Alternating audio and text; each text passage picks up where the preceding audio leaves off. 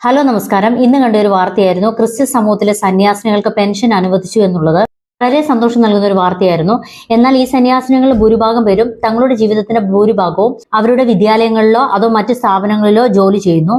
അവർ ജോലി ചെയ്യുമ്പോൾ അവർക്ക് കിട്ടുന്ന ശമ്പളവും ജോലിയിൽ നിന്ന് വിരമിച്ചതിന് ശേഷം അവർക്ക് കിട്ടുന്ന പെൻഷനും മറ്റ് ആനുകൂല്യങ്ങളും അവർ സ്വന്തമായി എടുക്കാതെ അവർ ഏത് സന്യാസ സമൂഹത്തിന് വേണ്ടിയാണോ സേവനം അനുഷ്ഠിക്കുന്നത് അവിടെ കൊടുക്കുകയാണ് ചെയ്യുന്നത്. ദേശീയ പ്രവർത്തനങ്ങൾക്കായിട്ട് ഇന്ത്യയുടെ പല സ്ഥലങ്ങളിൽ സേവനമനുഷ്ഠിക്കുന്ന ഇവർക്ക് 3 വർഷത്തില് 1 മാസത്തില് ആണ് സ്വന്തം വീട്ടിൽ പോയി താമസിക്കാൻ അനുവാദമുള്ളത്.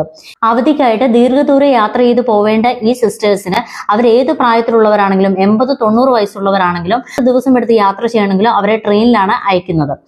സ്വന്തം വീട്ടിൽ അവധിക്കായിട്ട് കയറി ചെല്ലുന്ന ഇവർക്ക് അവിടെയുള്ള സഹോദരങ്ങൾക്കോ സഹോദരങ്ങളുടെ മക്കൾക്കോ ഒരു ചോക്ലേറ്റ് വാങ്ങാനുള്ള പണം പോലും ഇവരുടെ കയ്യിൽ ഉണ്ടാവില്ല. പക്ഷെ ഇതുവരെയും ഇവരാരും ഇതൊരു പരാതിയായി പറഞ്ഞതായി കേട്ടിട്ടില്ല. അതിനാൽ സർക്കാർ നൽകുന്ന പെൻഷൻ തുക ആരുടെയെങ്കിലും അക്കൗണ്ടിൽ നിറയാതെ ഈ സിസ്റ്റേഴ്സിന്റെ കൊച്ചു കൊച്ചു സന്തോഷങ്ങൾക്കായിട്ട് ലഭിക്കുമെന്ന് നമുക്ക് പ്രതീക്ഷിക്കാം.